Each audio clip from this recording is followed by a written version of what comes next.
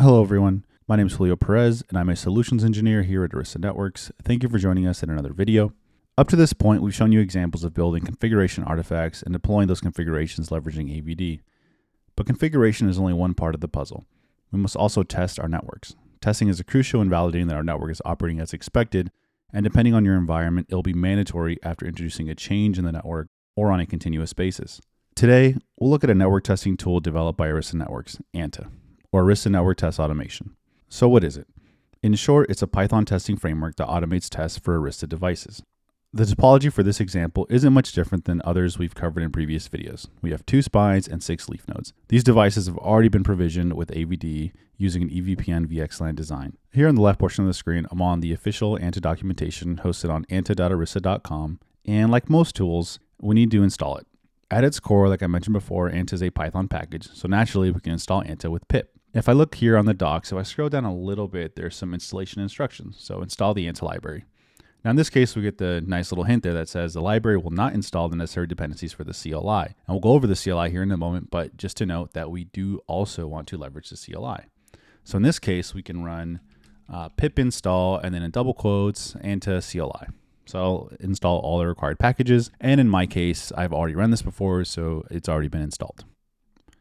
Let's take a quick look at leveraging ANTA directly with Python. Like most automation tooling, we need an inventory. So with ANTA, we can proceed in a few ways. We can craft our own inventory with a basic set of information. So in my case here, I have an anta-inventory.yaml, and I have a basic set of information defined here. So we have a top level key of anta_inventory, then a key of hosts, which then has a list of hosts. In my case, the host key is then pointed to the IP address, and then the name just specifies the name it should populate for this host. Then to leverage ANTA with Python, so this validate.py script is just an example taken directly from the ANTA documentation, but essentially doing a inventory parse or checking our inventory and then trying to connect to those nodes. And in my case here towards the bottom, I'm specifying the file name, the username that you need to use to connect to the nodes, and the password. So we can run this by running python validate.py.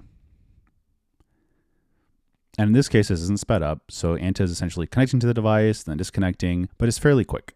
The next option for the inventory is leveraging an existing Ansible inventory. The developers have simplified our lives and included an Ansible inventory parser.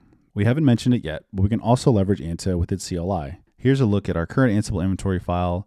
And again, nothing too different than what we've seen before. Again, here we can see our 2 spine nodes under the ATD spines and then our 6 leaf nodes under the ATD leaves. But again, this is just an example of a AVD project I already had running, but then incorporating ANTA on top of it. Thankfully, there's an included command to parse an Ansible inventory. Now we can run this, and here we have a fairly long-winded command, ANTA get, and then from -Ansible, and then --Ansible inventory, and then we're passing in the inventory file. So in this case, this will be inventory.yaml, and then -o for the output, or what we want to call the file after this is run. In this case, we'll call it auto-inv.yaml. So here we can see a little bit of logging, and then here on the left, we can see now that we have this auto-inv.yaml file that's been created. And again, nothing too crazy, right? Same concept, right? We're following the correct schema for the Ansible inventory, which is the ANTA inventory key, and then the host key, and then we have a list of hosts. So you can see here we have spine 1, spine 2, and then leaves 1 through 6. So nothing too crazy there.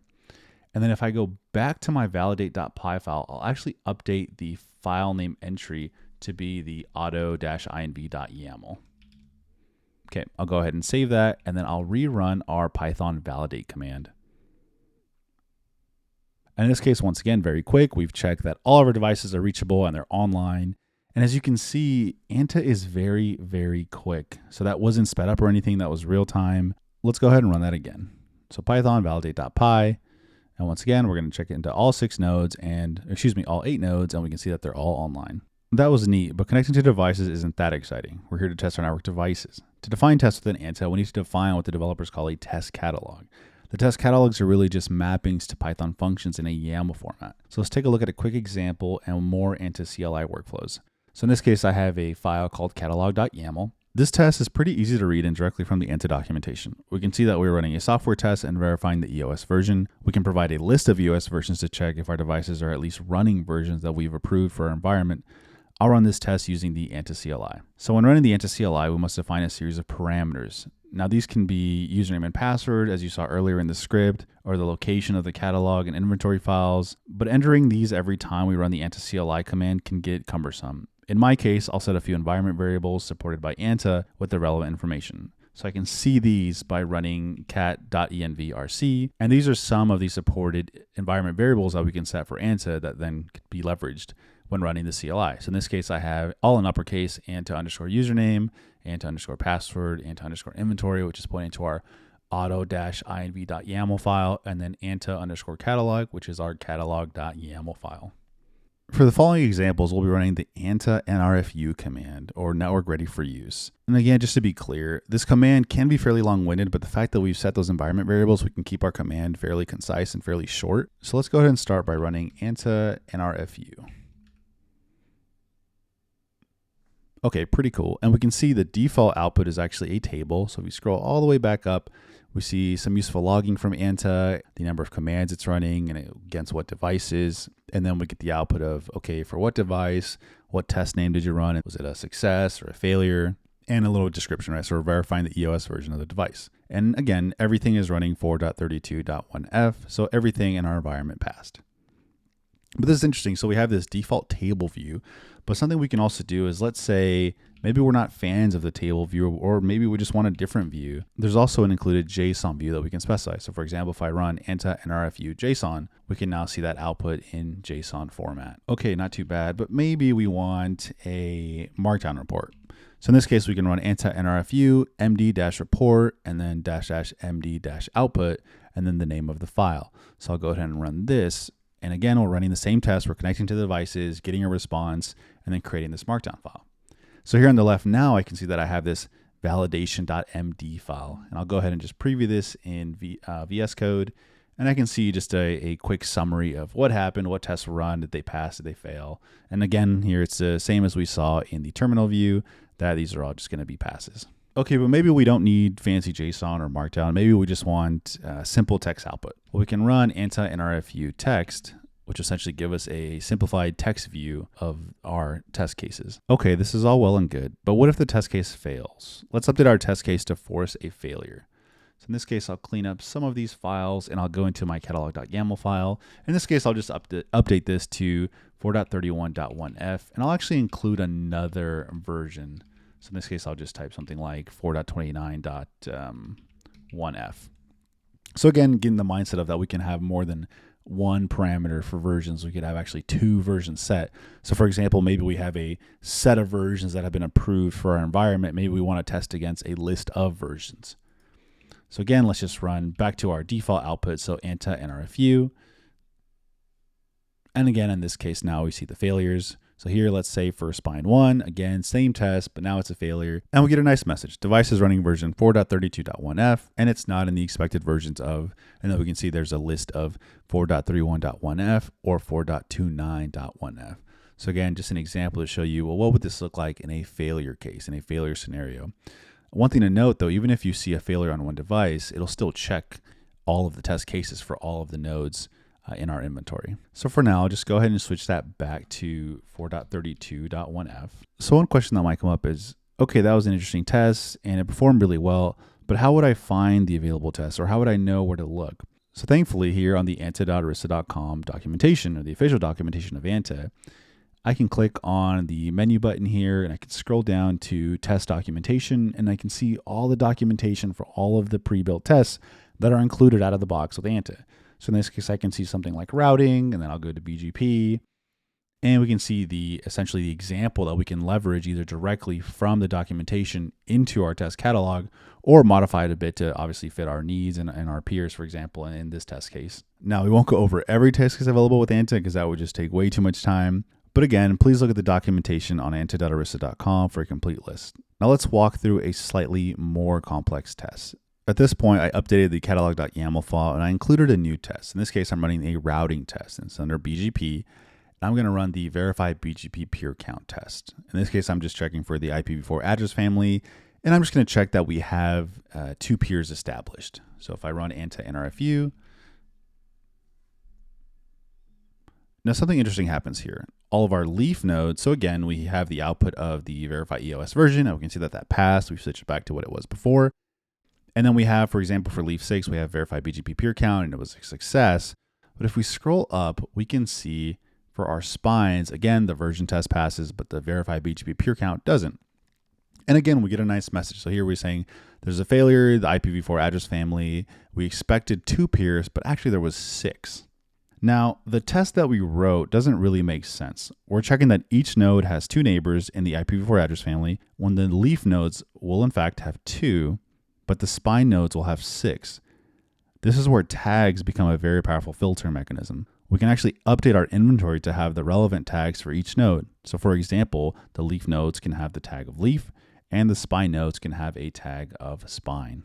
So here on the left, we're looking at our auto.inv.yaml file. In this case, all I've done is updated or added a tags parameter here. And in this case, it could be a list of tags.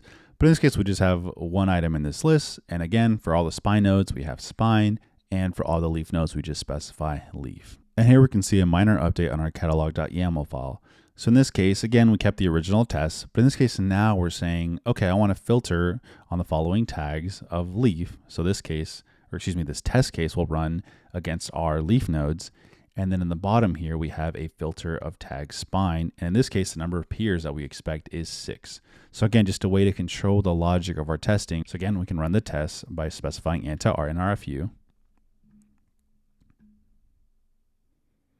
And here we can see that now all of our tests pass the EOS version and the peer count for the leafs and the spine nodes. So far, we have manually defined our ANTA test catalog, and that is a perfectly valid path.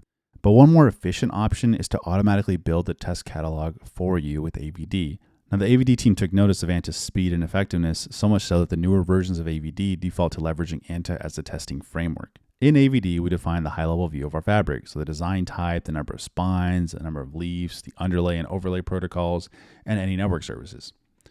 This then generates the well-known structure configuration of a device. We can then leverage ANTA with the structure configuration to automatically generate our test catalog. So in this case, I'm going to drill down to our structure configs. In this case, I can go to my intended folders. I'll go to structure configs, and then for leaf 1, we have this automatically generated structure configuration for our respective node of leaf 1. And it has anything that we might need to configure this node, any routing information, any neighbor relationships, any interface settings, for example, IP addressing, are they enabled, disabled, NTP users, anything you can think of. So since we're generating this structure configuration, we can then leverage ANTA to read the structure configuration and automatically build the test catalogs, which will then automatically test our devices with the way we have defined and designed the network to be configured. And then just one more example, we'll take a look at the validate playbook. So again, this environment has already been provisioned with an EVPN VXLAN build. And to validate, in this case, once again, by default now we're leveraging ANTA as the underlying framework, but all we're essentially doing here is importing the role of EOS validate state from the arista.avd collection. Now in this case, we're specifying an extra variable that says save catalog true. So we want to see the test catalog once this is run, just after the fact, if maybe we want to just view what is actually being tested or how the tests are created and how they look. Now we can run this playbook by running ansible-playbook and then go into the playbooks directory and running validate.yaml.